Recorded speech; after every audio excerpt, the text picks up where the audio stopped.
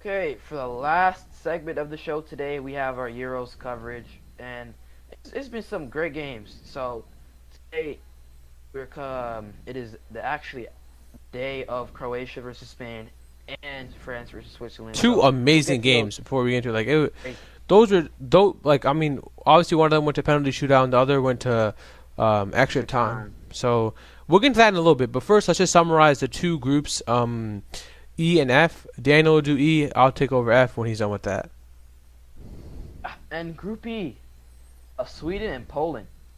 Right, so we had our from the first episode. We had Poland was one of our disappointers, Hmm and they kind of continue this theme. So right off the bat, you have Emil Forsberg like scores like immediately, and then you have Isak with the assist on that too. That just didn't that really dictated the pace, who would control the game, and that, if you're Polish and you depend on this game to get to the next level, the next round of Euros, that's not And something you want to before we get into happen it, to you. before you continue, I mean I just want to say like Isaac, he's arrived. Like he's arrived onto the scene. He hasn't scored yet, but He his impact on the team is noticeable. I mean, he without I think without him, I mean, I don't know if they'd win the group. Yeah. I mean, what I take away from this Swedish team is how they responded after going up 2-0. You got up 2, and then you let Lewandowski single-handedly bring his own team back. I mean, he was asked to do this a lot in this tournament for his national team, like, period.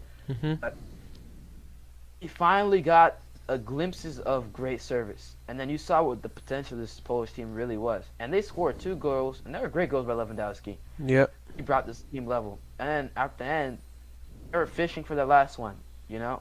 They're starting to really pick up pace, pick up tempo. And they ended up falling short. I mean, Sweden scored to put the dagger in all the Poles. And, man, the big stage. 94th minute. Yeah, another big stage. You bow out in the group stage where you're predicted to go at least top 2 in your group. And this is not what I want.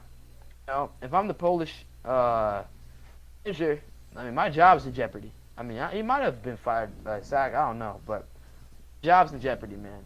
If it already hasn't been, you know? Hmm But that's that game. And then going on to Spain, Slovakia. Spain 5-0. I was trashing this team so much. How you can't score this, or you can't score that. And I've been trashing Murata specifically. But you just ended up scoring 5, and you just shut me up, man. And you score. Murata misses a pen, and Dubravka, he has an ugly own goal where he punches it in his own net. Yeah. That's well, I don't know how that happens. I mean, at least it didn't come And, back to bite him, because I mean, he would have been beyond memed if they yeah, lost, and obviously because of that. yeah. And then Spain had a barrage of goals on Slovakia, and they proved me wrong. Like they easily scored on Slovakia. I remember I was quoted. I said that it can't be too hard to hold Spain to a draw. And they were losing 5-0 Slovakia. So You really ate your that words there. yeah, really. That's the Group E though. So you can go into the And then Group of moving Death. on to Group F, the Group of Death. I mean, from the start of the tournament, I mean, everyone had their eyes on this group because you got the guys who won the World Cup. You got the people who won the last tournament, Portugal, and then you got the perennial powerhouse and the World Cup winners before France, Germany. I mean, these teams like they're the best of the best, and then you got Hungary there. And if I'm being completely honest, Hungary really surprised me. Like they did finish last in this group with 2 points, and they didn't get a single win. I mean, obviously because they had 2 points, but they really surprised me with the performances against Germany and France. And France in this group stage, they were underperforming to say the least. 2 draws and the win. I mean, with the winning World Cup, like I don't know if it's a hangover or if it's just like, oh, it doesn't matter. We'll get over through this group stage. Like Thing is, it can't be a hangover really. Like it's been 3 years, I you know, know. but But I don't know if it's just like their personal expectations where it's like, oh, it's just who cares? We'll just switch a flip and we'll be good to go. And that final match day was crazy. I mean, it was going back and forth like, oh, if this score stands, Germany's out. If this score stands, Hungary's out. All that stuff. I mean, but it all came down to, I mean, both the games ended in the Germany versus Hungary game and the France versus Portugal game. They both ended 2-2, which meant, unfortunately, Hungary, the little team, the little country, they had to go home. And France finished first with 5. And then Germany finished second. Germany finished second, and Portugal in third. Germany and Portugal both had 4 points, but Germany was ahead on goal difference, and because they won their head-to-head matchup. But I think we'll talk about it in a minute. But I think this was a warning sign from France that they weren't as strong as they looked. But I think that wraps up Group F. So now let's head over to the knockout stages. Real quick though. Yeah, real quick. On Group F, talking about Kylian Mbappe, his shot selection, and we'll talk about this later. But his shot selection and his misses, he really disappeared. I don't think he even scored.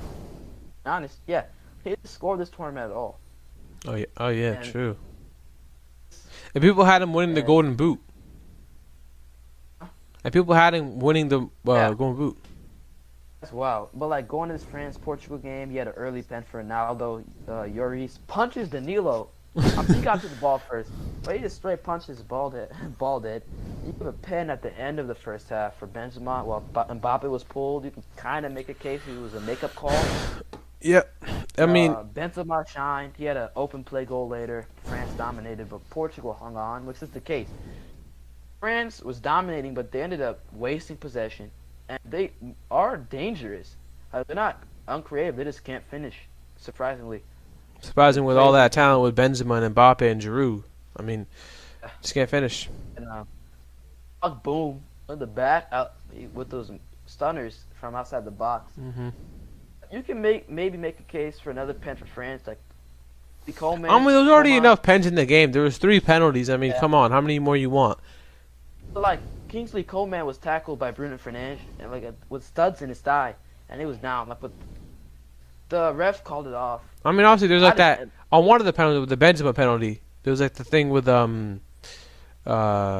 Pepe like showing Patricio which way to go, and he knew the right way. He was pointing to the left, and he went the wrong. I mean, and he started yelling at him. He should have. I mean, I would too. I mean, he played with him for 10+ years at Real Madrid. I mean, he probably knows where he's going with his penalties. And he should have listened, but Portugal was they were glad that they were able to get out of that group stage. For sure. All right, now Germany, Hungary. Yeah. Yeah. It was wild. Like Hungary gave German fans a heart attack, man. I think German fans were definitely having flashbacks to the World Cup, where they were losing to South Korea and they finished last in the group. I mean, like for a Germany fan, I mean, you gotta think to yourself like this country, this is a national team or whatever you want to call it. They're used to being the big dogs. They've got 4 World Cup titles. They won in 2014. They're perennial powerhouses. You know what I mean? They're like being 4th place and like being in competition to get out of the group stage. Like that's not normal. Yeah, I mean, just you can see that the Hungarians they're all out on there. They valiantly fought. They were even defending goals. Like Havertz scored an equalizer for the Hungarians scored early, and then he was subbed off, and then immediately it pans to the Hungarians scoring again. And you understand why he was sub Havertz off, but it is what it is. Goretzka scores a dramatic equalizer, man. It's crazy. Yeah. The game would end up. Yeah. But the interesting fact that I got is right. Hungary with 2 draws, 1 loss, 3 goals for, 6 goals against, -3 goal differential, trailed the least amount of minutes in this group, and they led the most amount of minutes in this group. With that Portugal game, they really weren't losing to like the last 8 minutes. And they were winning against France. They were winning against Germany. Like they never really trailed against them. Yeah. Wow. And then now let's move on to the knockout stages because I think Group F's done. So as of recording of this episode, there's been 6 knockout games.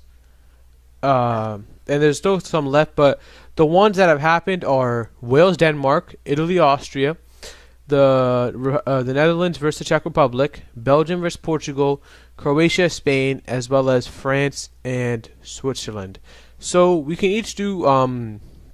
There was obviously 2 a day for the last 3-4 days, so we can just go over 1 a day. So on the Saturday games, you can go over Wales, Denmark. Yeah. Denmark dominated Wales. Yeah. I mean, Bale had a disappointing tournament. He didn't score either. I mean, he assisted MZ. He probably assisted others. He skied a penalty.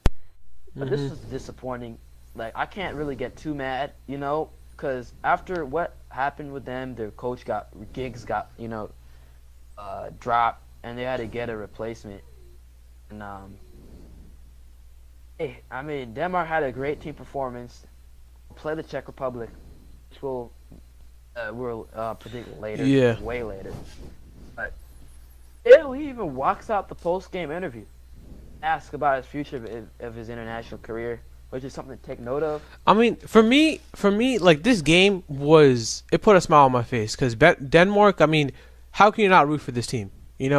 Christian Eriksen was like, it seems like seconds away from dying on the field. I mean, they're the darlings of this tournament, and it's just crazy. It's just great to know that, like, these guys, like, they're playing for their guy. They're playing for Eriksen. They're playing together. They're coming together at their best time. Really inspired. I mean, hopefully they go on like that crazy run that won them the tournament in the 90s when no one expected them back then to win it. They weren't even in the original tournament. They didn't even qualify, yeah, and they just were added in at the last second. And I mean, not even obviously you might not win it, but if you just make it to the semis, I mean, you'll come home to cheering fans. I mean, you guys, Denmark, you're truly inspirational. Yeah, and then going to Italy, Austria. I mean, this game this one had me surprised because Italy was just like this absolute just tank in the group stages. Like it wasn't even close. It legit didn't even feel close. You know what I mean? And then they finally seemed to face a challenge against Austria, and they scored 2 goals in extras. Yeah, I mean, they even had a little quick heart attack, with Arnautovic scoring a header, but that was called off with offsides. In my opinion, I don't really think it was clear and obvious. I mean, the thing is, I think these are the type of games that champions and contenders, like, they have to go through these type of games because obviously not every single game is gonna be 2-0 pure domination. You need these type of gritty games that go down to the last 20 minutes, where the first goal was in the 95th minute. I mean, Italian quality won them in extra time. Like, you could tell that their depth carried them in extra time, and then it won them the game. I mean, you have to give it to Austria. They scored against Italy, which they had a mean clean sheet streak going on. Yeah, they get rewarded with playing Belgium in the next round. Yeah, that would be fun. That would be fun. Very. We get Netherlands versus Czech Republic, and this to me, I mean, to me, this was a very disappointing game for the Dutch and this game showed to me how much they truly miss Virgil van Dijk, because he would have completely transformed this game, and this also shows me that you can't just be completely reliant on Memphis to just carry your entire offensive attack. And the Czech, credit to them, I mean, they just thoroughly outplayed the Dutch, just completely. I mean, the Netherlands had a disappointing game in total in all facets of it.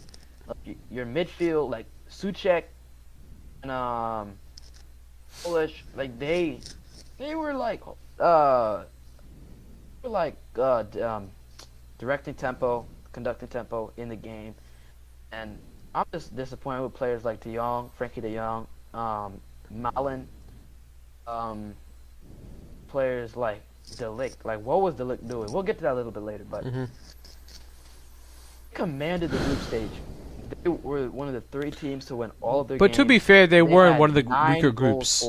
They weren't one of the weaker groups. They had a weaker group, but they scored 9 goals, so they weren't having issues scoring wise. They wasted possession, and at the end of the day, at the end of the half, Czech Republic and the Netherlands have equal amount of meaningful opportunities, you know. Hmm. And Antonin Barak in like the 38th, something about the 37th minute, that great opportunity, point blank range. He skied it over the bar. And that was towards the end of the first half. And I mean, I Really, I just feel feel like it like should have been a wake up call. yeah, I mean, I think so as well. I mean, this was another game that there was no scoring until later on. 2/3 through the way in the 65th minute, the Czech broke through, but Yeah. there was definitely chances for goals early on for both sides, and then Delete. I mean, what are you What's he doing? doing? What are you doing in the And 55th handball, minute? What are you doing, bro? and before, like 3 minutes before, like we have Malin, who blows like a 1v1 lead versus Vasilich. Hmm. Vasilich, I can't even say his name to be honest, but it was 1v1. He tried to get around him, but his touch was too small, so Vasilich like he got the ball in time, and it was completely blown opportunity. And then like minutes later, the Ligt has that Boneheaded Oh, moment. Boneheaded moment. exactly. Like it was so obvious. I saw the replay. Like if I'm Delic, I'm thinking, okay, fine. He gets around me. I'm gonna give keeper a chance against Chick, I believe, who was on Delic. Even if he scores, we are the Netherlands. You have to have confidence in yourself. You can't just waste. Not even a waste. You got a red card. You put your guys down a guy, and ever since then, the Netherlands couldn't recover. And especially with the three at the back, with him being the central defender. I mean, it's even more important. Like, come on, like just do better. Seriously, I was Like, expecting more. I mean, I know it's a lot of talk from us couch potatoes, but this can't be doing that on the world's biggest stage. And then give it up. The Czech Republic played their game like they had favorable moments like that Mhm. bonehead decision, but God, But they did that. They definitely didn't get lucky. They earned this win. they definitely earned it. They got Holish and they got Schick who both scored goals to make it 2-0, and they played Denmark and they didn't recover like at all. Hmm. Yeah, I feel like And then- that Yeah, that wraps up the covers Czech Netherlands. versus Netherlands game. And now Man. let's move on to the most high-profile matchup of this first part of the knockout. I mean, because Germany versus England hasn't happened yet for us here. But Belgium versus Portugal. In my opinion, like the winner of this has like like obviously Belgium won it, but the winner of this before heading in, I thought had a serious chance of winning it all. Because in my prediction, I had Belgium winning it all because I mean just the sheer like this golden generation for Belgium. I mean, you got to win something. I mean, you finished third in the World Cup, but like you. Lost into the quarterfinals versus Wales in the Euros in 2016. I mean, come on, you gotta leave a lasting impression. You know, a Euro, at least a finals in the like World Cup. Like I might be lofty expectations, but you've got Kevin De Bruyne, who's been a PFA Player of the Year, Romelu Lukaku, who's in the form of his freaking life. You know, you got Dries Mertens, you got both the Hazards, you got Courtois in goal. I mean, this is an excellent lineup, and Belgium is not going to be this good for a while. Yeah, the only critique you could say is their back line. You have kind of old backs, but this total they have a great team. I never really bought into the Portugal hype. I recognize they had a great team. I did have them over Germany, but that was more because of Germany disappointing again, more than Portugal being like lights out. Yeah. But Thorgan Hazard, I mean, that wonder goal he had it proved to be the difference. Yeah, I mean the Portuguese also lack discipline. Like I was furious at Polina. Polina was tugging down Mm-hmm. Romelu Lukaku. Yeah. He tackled De Bruyne to send him off, KB. And I don't know what he was thinking. And then you have Pepe, who lost his flair, who completely leveled. I mean, Belgian player. for Pepe, I mean, you gotta expect it at this point. I mean, everyone remembers his stint in Real Madrid where he would like stomp. Remember that when he stomped on someone's head? I mean, That's wild. this, Even talking about that, This man's got- Lukaku even got cleats to the head too. I don't know if people I mean, when caught Pepe that, plays, but- you gotta expect it to get chippy. Like you gotta expect it. I mean, and this Portugal side, I mean, this is an excellent side. This is an excellent side, and I'm Ronaldo. disappointed. Like, If Ronaldo like wants to like cement himself in like obviously he's one of the best players ever, but if he wants to prove once and for all you're better than Messi, or at least fix the argument, like not fix them, but like make the argument more in his favor, at least internationally, right? We gotta win another international trophy. It's a tall task. He's already 36. This team is good, but you can't expect to win the Euros, and you definitely can't expect to win a World Cup. Even winning Euro 2016 was a big accomplishment for him. Like, I don't think Messi's ever going to win international. If it's not this year in the Copa America, it's never. He couldn't win in the World Cup final, which is better than um what Portugal ever has, and they've never made a final themselves. I mean, that same World Cup, they didn't even get out of the groups. Um, yeah, it was They lost to Germany America. and They the lost to US. us, America. So They lost 4-0 to uh, Germany, I believe, with a hat trick from Muller. Might be wrong on that, but it's been a while. I mean, it's 7 years ago. I think we can cut you some slack. Yeah, that was what? That was 2014. I was 9, 8. So yeah, you can't expect me to Yeah, but all the details. this was definitely, this is another gritty game. But the thing for Belgium is just the injuries is going to be a major factor for them. Kevin De Bruyne got subbed off. I mean, ankle injury uh, occurring. like Kaku, as I said, cleats to the head. Thibaut Courtois holding his shoulder. Eden area. Hazard left. Was Eden Hazard rubbed off left. with his thigh. I mean, this Belgium team, like this shows you this is their chance to win. Because in a couple years after this upcoming World Cup, like this is going to be old dudes. These are going to be old dudes past their prime. I mean, you gotta capitalize on this moment, and they're in form, but you just gotta just get it, just please, for your own good, for your own lasting impact, for your legacy in your nation. Put it together. The good thing though, hold for it this down. Belgian team, if they don't win this year, at least have the next World Cup, which is next winter, Qatar. Usually it's a 2-year break, but this year it's only a 1-year break. And They might be the few teams that actually benefit from that. And Them and the Dutch, in my opinion, because they get Virgil back. Portuguese not being able to score against Belgium in the waning moments of the game when Belgium didn't opt to go for a low block defensive formation. How do you not score? They were still open. They were really open. And it shows how they were getting some opportunities. They were still attacking. Like, they even had that one moment where they had what's his name? Three Tielemans, he ran down the field. It had to lay it off. I believe it was Yannick Carrasco laying it off there. Yeah. It didn't score. But I have a question for this Portuguese manager, Fernandes. I don't remember his name exactly. But Felix, in the game, he got some good opportunities in there for you. Why have you viewed him in the round of Fernando 16? Santos. Andre Silva, why is he starting to play this late in the game when you know what he can do? Fernando Santos, thank you. Like, there's a bunch of issues. Bruno Fernandes, disappointing tournament. I mean, he was going Chris Middleton mode. He was MIA. He was MIA, but he also had so many games, so he's probably tired. And I don't really blame him that much. At the end of the day, this is your country. You have to show up for your country. You're tired, but this adrenaline, this patriotism, it should take you where you should be able to carry on at least 4 games that you've lasted. It is what it is. I mean, in the game, I expected Belgium to win. It was 1-0.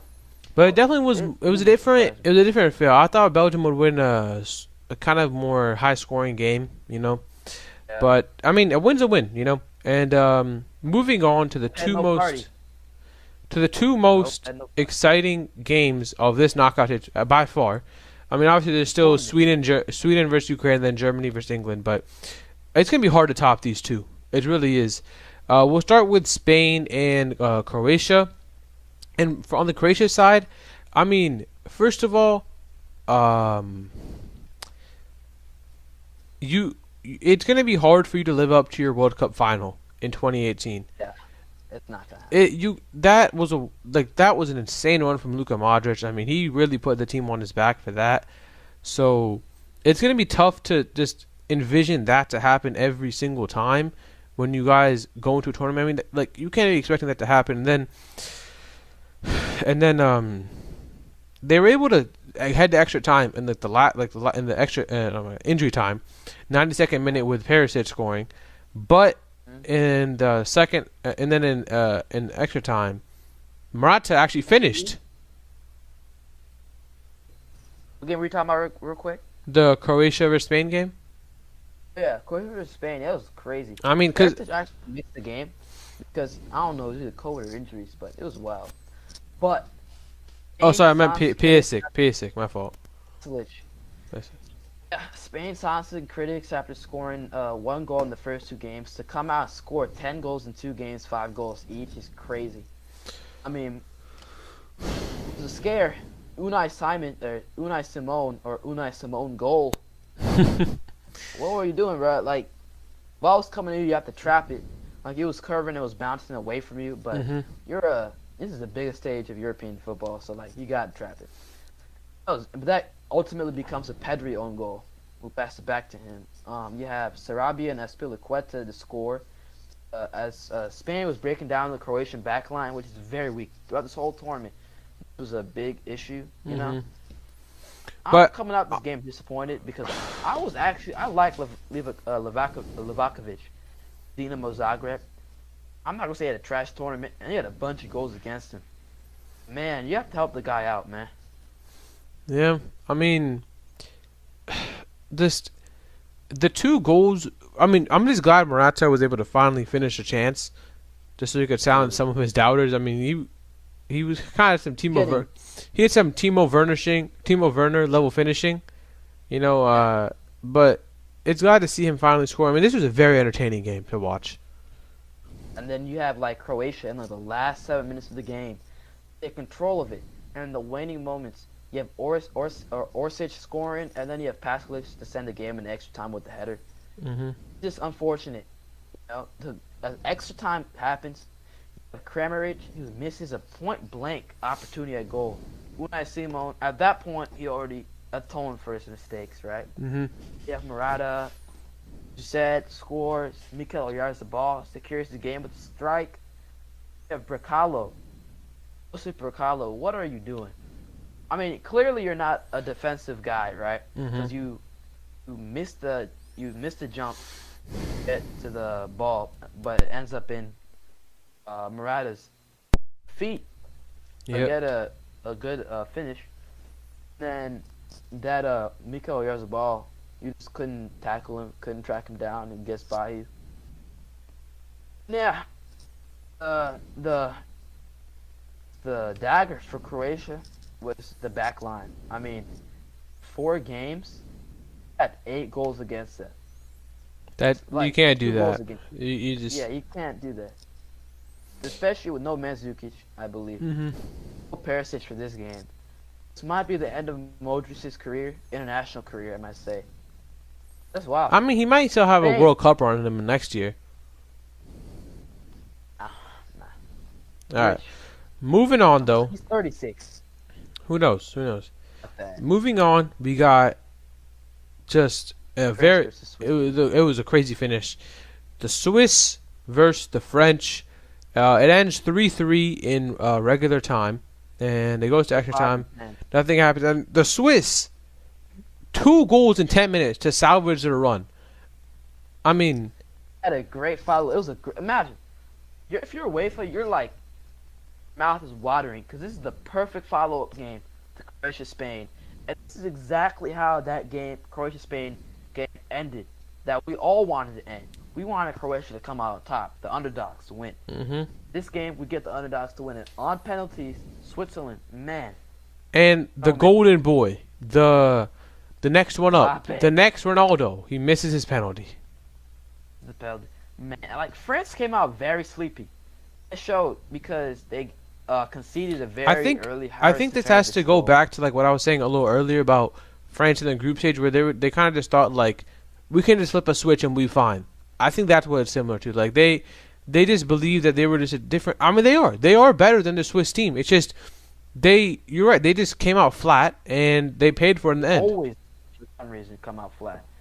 If I'm Didier Deschamps, he always gets critiqued because this is teams like the Dutch, like England, they always get critiqued by local pundits, but Didier Deschamps gets critiqued, even if for winning a World Cup finals, man. Like you're critiqued on how you decide to play. You have all this I mean, talent, the thing is but that you kind of play a comes little with the sloppy. job because I mean, these are like this France team is just sensational.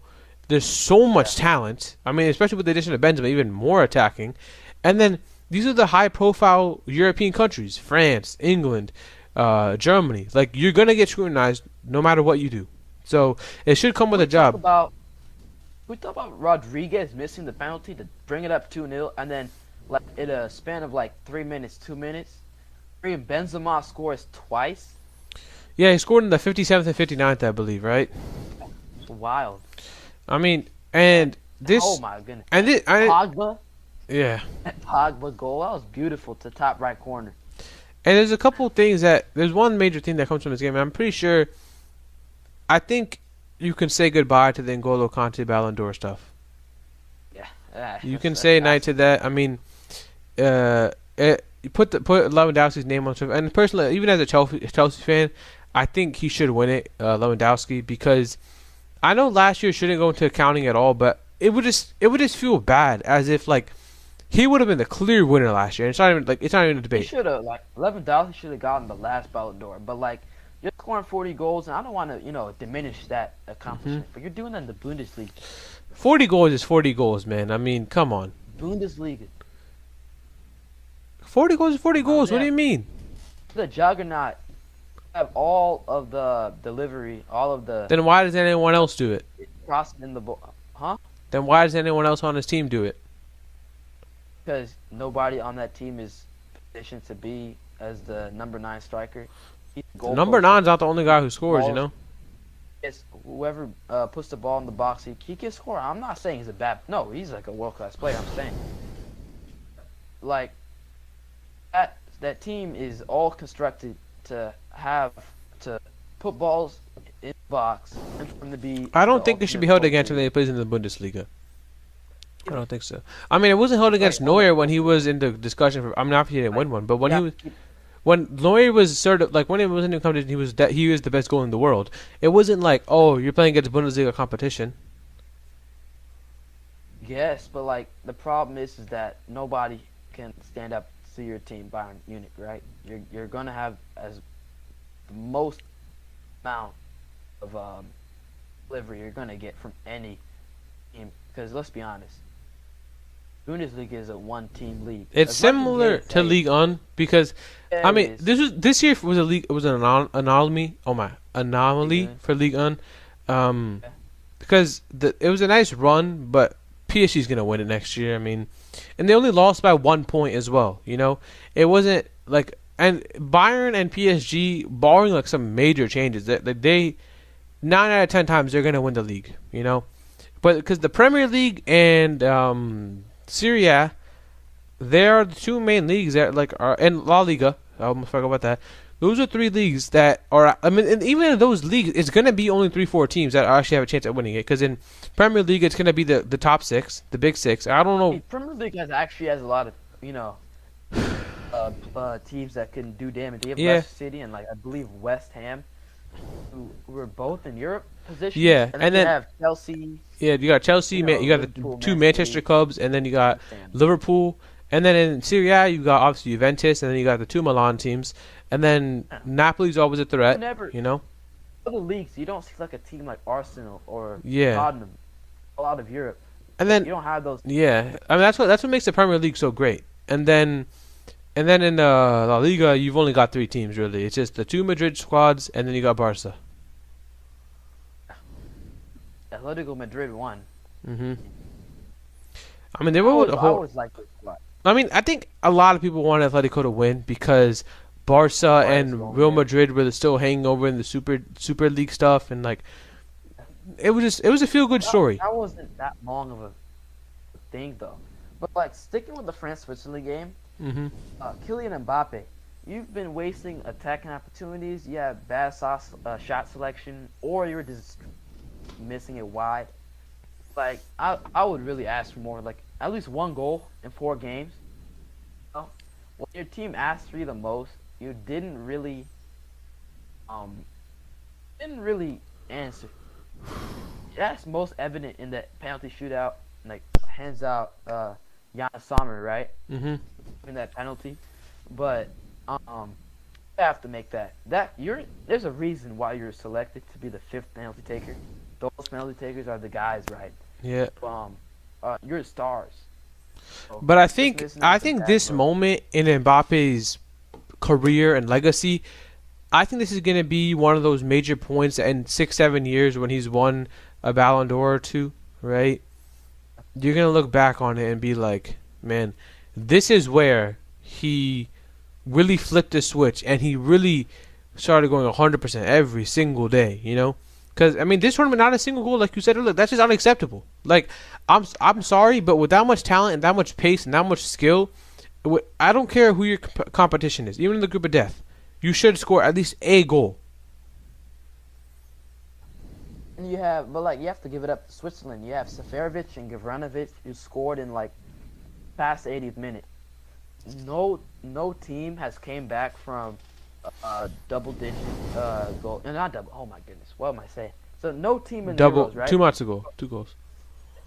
No team in in the Euros ever came back from being 2 goals down past the 80th minute, and that happened twice today. Croatia and Switzerland making that happen. Well, one was able to pull off the win, the other, unfortunately Yeah, went home. but both pushed the extra time, which Yeah. fulfills the requirement. And Swiss team performed well. And there's players on that team which you really have to keep an eye on, like Manuel Akanji as the center back. I mean, he had a great game in my opinion. Borussia Dortmund, man. Brill and Bolo, his pace, he was causing trouble at our Yeah. back line for France all game. And, until he was I mean, sent this is just, this Swiss team, off. like, Severovic, well, real quick, yeah, Ari Severovic, you answered from missing like sitters against Wales in the opener, hmm second game in Group A, to scoring a brace for your team, bring it back in the game, eventually winning pounds. Man, what a story! and Seferovic had the brace, you just said, and then Shaqiri, he really showed up. Yeah, I don't really. I mean, yeah, he did, but Not just this game, but like this like whole tournament in general. Yeah. He's really been that linking piece, and then this shows like this Swiss team, like, is this got to be one of their biggest wins in the history of their nation. Yeah, definitely. I mean, I don't think they've ever beaten the French in a tournament game. hopefully this like lights under a spark under them. Hopefully they go like far because everyone wants to see these underdogs. Like they want to see these type of things. That's what makes these Euros and these single knockout competition like March Madness and like the NFL playoffs so fun because it's like who knows who's gonna lose. Like these underdog teams they actually have a chance. But in the NBA, 9 out of 10 times the favorite's gonna win, barring injury, because you have to beat someone 4 times. Do you think this Swiss team would be able to beat this French team 4 times? No, there's no way. But this is what makes these single knockout tournaments so fun. I mean, this is why you watch. This is why European football is fun. I mean, and it also makes this is why the Euros is one of the most exciting continental international cups. Like the Copa America is happening right now, and nobody watches it because we all know who's going to be there at the end of the day. It's going to be Brazil and maybe Argentina and Uruguay. The seedings work out, right? And yeah, Uruguay in there a little bit. We have 3 of the 4 quarterfinals games already set up, right? Mm-hmm. Italy, Belgium, Denmark, Czech Republic, and Spain, Swiss. Now, what are your predictions? I'll say mine real quick. So I have Belgium winning. This is the quality. I know they're playing a great team, but I just don't want to see this, golden generation go away with nothing. Yeah. Denmark is just too. Their team play is second to none right now. Honestly, I'm being serious. Like they're playing as a organized team. I mean, creative. again, so the switch. So we're doing the Belgium-Italy game, right? Yeah, we're doing those two together. Yeah. So the Belgium-Italy game that's a big game. Like that. That might be the unofficial Euro final. Yeah, because those teams, they can turn it up on those teams. I think the winner, in my opinion, the winner of that wins the whole thing. So I I agree with I'm also going with. I'm taking Belgium. I'm gonna take it.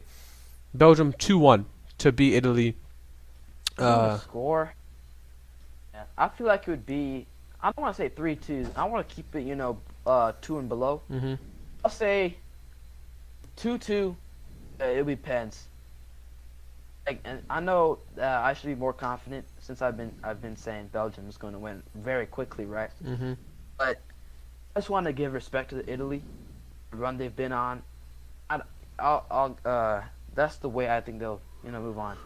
Mark Czech Republic, I'll say 2-0, 3-1. Czech Republic are a great side, but this Denmark team is something else. I'm Truly a taking. fairy tale.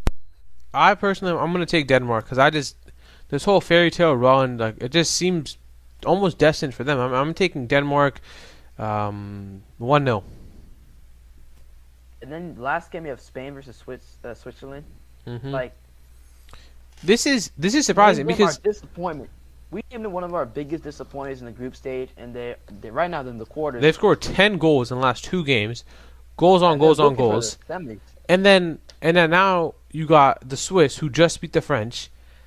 I don't know if this is recency bias. I'm taking the Swiss. I mean, I don't know. I'm falling into the trap. Call it whatever. I'm taking the Swiss. I'm taking it 4-2 Swiss. Or two Switzerland. Yep. There's gonna be goals. Wow, They're, man. they're gonna have to score. Wow. Anyways, pick Spain 2-0. I'm not gonna say they're gonna have a goal fest. I'm just not gonna. Come on, you already scored 10 in 2 games. I'll keep it down the low. 2-0. All right, and I Want to think pick Switzerland. Really do, because the way they answered and fought back Mhm. versus how Spain choked the lead, yeah. it really tells a lot.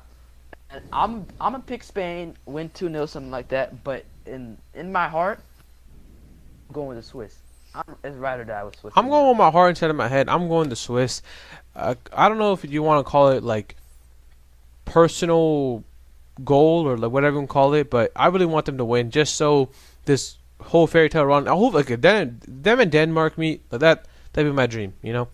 But Okay, Spain and this is their dream. yeah. In the Swiss right now where they are. I mean, this is the matchup they wanted. This is the form they wanted, but I'm still taking the Swiss. I think I might have fallen into the trap, but it's whatever, you know. I'm gonna have some fun with it.